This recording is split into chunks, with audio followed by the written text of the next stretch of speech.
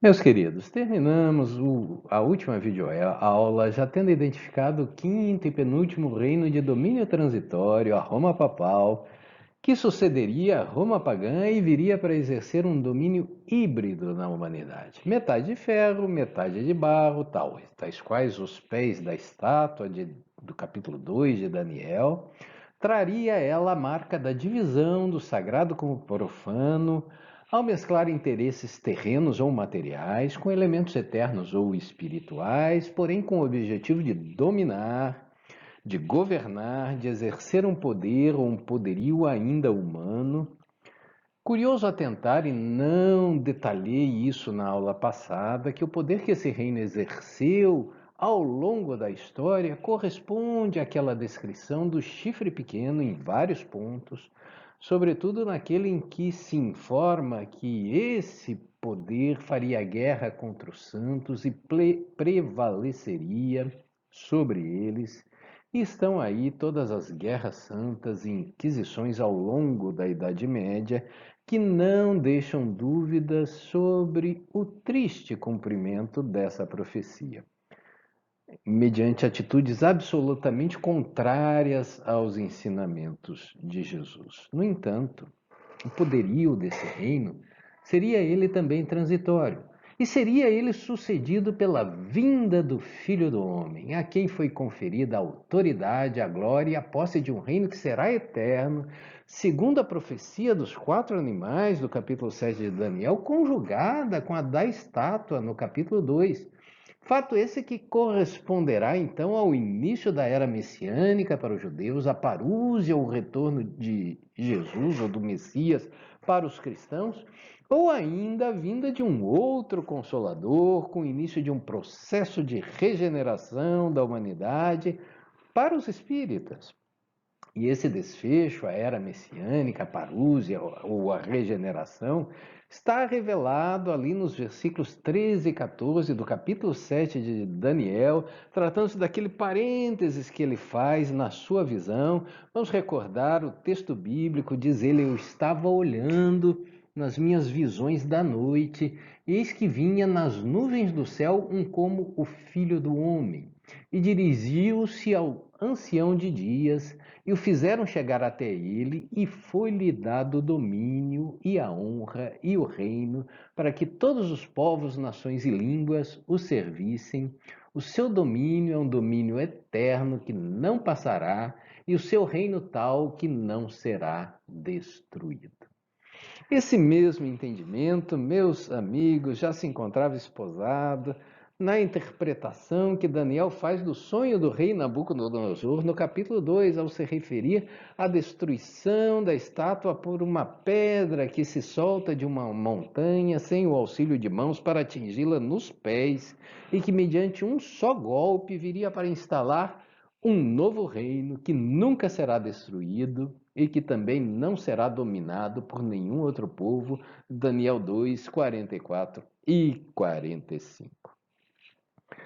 A questão que se põe agora é quando se darão essas coisas? Quando será o declínio desse penúltimo reino para a instalação definitiva do reino dos céus? Em que momento histórico estamos vivendo consoante essa narrativa profética? É possível saber? Notem, meus queridos, que aqui se trata de retomar aquela tríplice pergunta feita pelos discípulos a Jesus, que deu ensejo ao sermão profético: Senhor, quando se dará essas coisas? Qual o sinal da tua vinda e o do final da era? Mateus 24, versículo 3. Aqueles dias, no sermão profético, Jesus vai dizer que não seria possível saber com precisão dia e hora, mas que os discípulos permanecessem atentos e fiéis, observassem a mudança das estações para identificar esse momento. A ideia que nos traz à baila a questão hoje é: poderíamos fazer uma ideia atual mais próxima de que momento estamos vivendo? Hoje poderíamos saber se Jesus está perto de voltar ou não, ou será que porventura ele já teria voltado e nem nos teríamos dado conta disso? Sim, meus queridos, é possível saber, e quem nos garante é o autor do livro Sermão Profético de Jesus, uma visão espírita do final dos tempos, o Wallace Oliveira, porque defende ele alguns daqueles marcos ou sinais que Jesus explicita no seu sermão e Daniel traz nas suas profecias já se cumpriram na história, inclusive com a instalação do Quinto Reino e do seu declínio. Entraremos, pois, agora num intrincado cálculo dos tempos proféticos para tentar situar em que altura dessa cronologia dos tempos divinos nós nos encontramos. Como rápido parêntese histórico, eu preciso lhes dizer que a tentativa de fazer esses cálculos não é propriamente uma novidade. Buscar compreender essa cronologia divina, muitos já se debruçaram sobre as escrituras sagradas em busca dessa compreensão. Um deles, por exemplo, ninguém menos que o físico inglês Sir Isaac Newton, que surpreendentemente deixa registrado em um livro os seus cálculos e o seu esforço de interpretação das escrituras judaico-cristãs no livro As Profecias do Apocalipse e o livro de Daniel, As Raízes do Código da Bíblia. Publicado em 1733 na Inglaterra e em 2008 pela editora Pensamento no Brasil. Outro que se debruçou profundamente sobre esses textos foi William Guilherme Miller, pregador batista e estudioso da Bíblia, que mobilizou grande contingente de crentes e fiéis, adeptos das igrejas reformadas, para esperar a volta de Jesus para o dia 22 de outubro de 1844. Cálculo a que ele chegou, interpretando as profecias de Daniel, ocasião de uma amarga decepção no meio evangélico que está na base do movimento milerista que deu origem, entre outras coisas, à Igreja Adventista do Sétimo Dia. Igreja que surge, segundo eles, com o objetivo de restaurar a verdade de Deus deitada por terra pelo chifre pequeno, conforme eles assim se situam.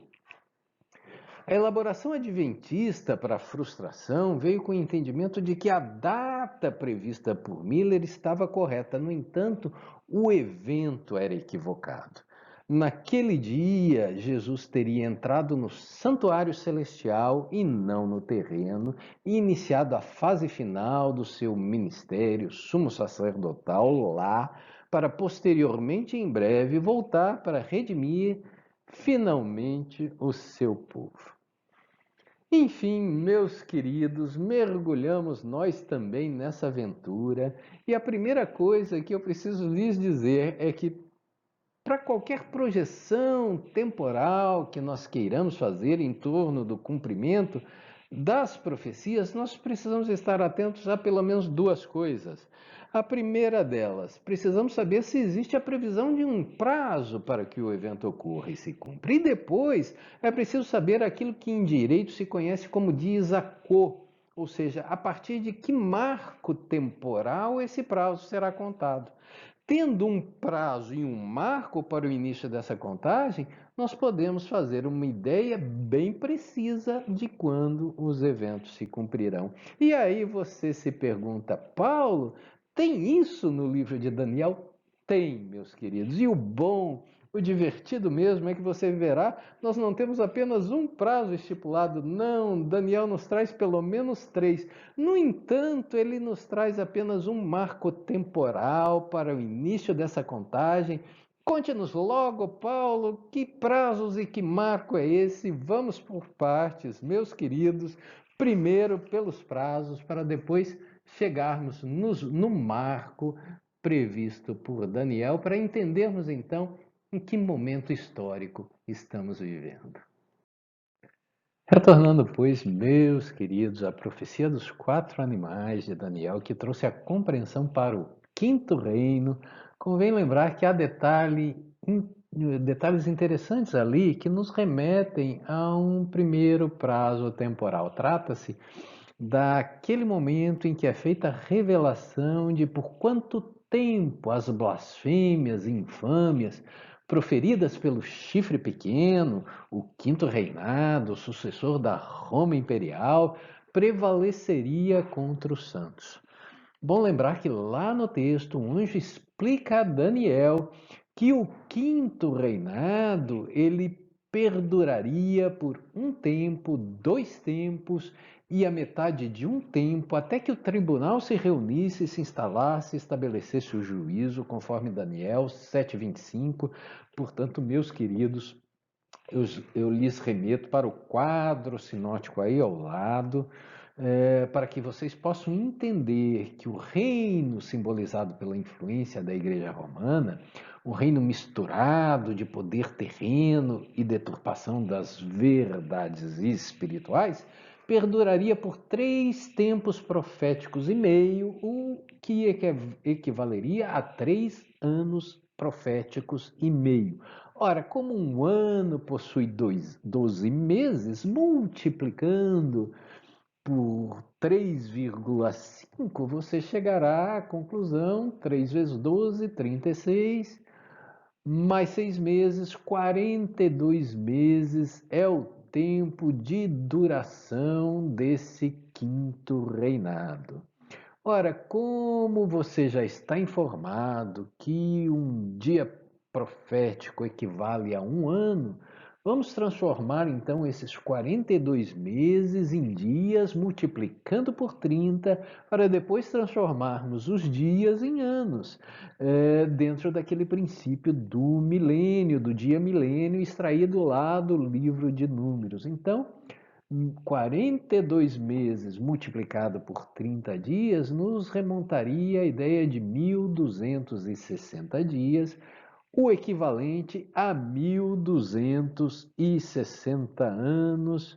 Essa seria a duração do quinto reinado, a Roma papal, por largos e longos 1260 anos. Notem que esse princípio, esse prazo temporal dos 42 meses é consentâneo também com aquilo que foi predito e visto por João em Apocalipse, no capítulo 11, no versículo 2, dentro do contexto da visão de João, onde está escrito que o pátio exterior do templo seria entregue aos gentios e por eles pisado sobre a cidade santa durante 42 meses. Portanto, este é o prazo que se estenderia o quinto reinado, e aí você perguntaria muito sabiamente, a contar de quando, Paulo? Responderei eu, a contar de sua instalação, horas bolas.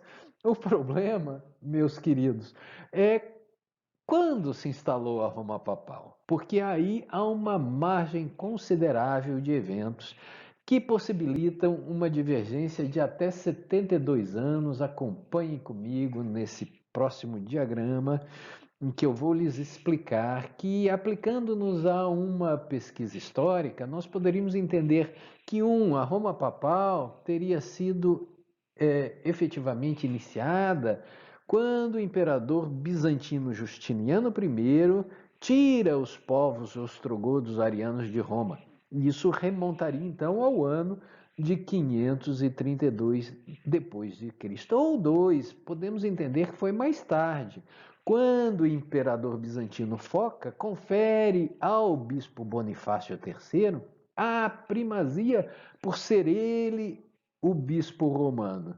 O que teria ocorrido em 607 depois de Cristo, primazia sobre os outros bispados, os outros quatro que foram frutos da divisão do Império Romano.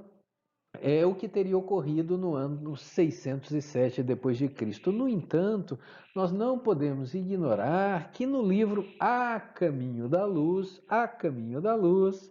o Espírito Emmanuel, no capítulo 14, a edificação cristã, no tópico a identificação da besta do Apocalipse, irá situar esse marco para o ano da morte de Focas, o que se deu no ano de 610 depois de Cristo. Portanto, o período de prevalência desse quinto império, do reino, desse quinto reinado, ele poderia se estender algo em torno do ano de 1798, ano em que Napoleão Bonaparte invade a cidade de Roma e derrota os exércitos do Papa Pio VI, até 1870, o que levaria ao ano em que o Papa Pio IX proclama o dogma católico da infalibilidade papal, mas já em um contexto de declínio do prestígio da Igreja Romana. Analisando aqui no A Caminho da Luz, o livro de Apocalipse, o instrutor Emmanuel vai chegar às mesmas conclusões aqui tiradas em torno da simbologia desses eventos, do seu sentido espiritual, inclusive quanto ao seu conteúdo cronológico. No entanto, ele vai fazer algo mais, ele vai oferecer uma sugestiva e curiosa interpretação acerca do número 666, 666, pelo qual João identifica o número da besta. E vai identificar esse número com a Roma papal. Porém, meu querido, eu não vou estragar o prazer da sua leitura. Vá lá no capítulo 14 do A Caminho da Luz e busque conhecer como é que Emmanuel chega a essa conclusão. Portanto, meus queridos, até aqui nós temos essa descrição dos reinos proféticos, né? O primeiro reino profético estaria representado pelo Império Babilônico, a partir do ano de 605 até o ano de 539 a.C., sucedido pelo Império Medo-Persa, a partir de 539 a.C.,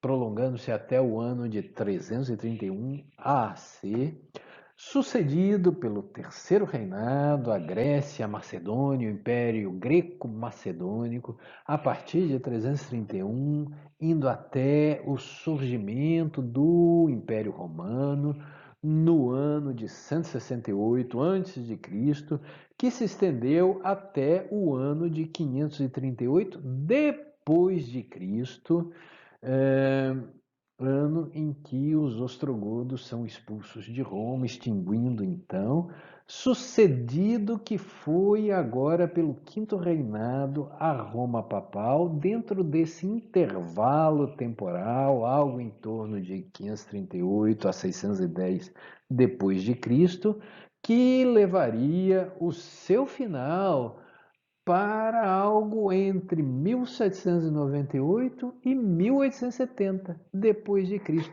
O interessante é que esse reino seria sucedido pelo reino de Deus ou o reino dos céus, onde haveria o restabelecimento da verdade espiritual.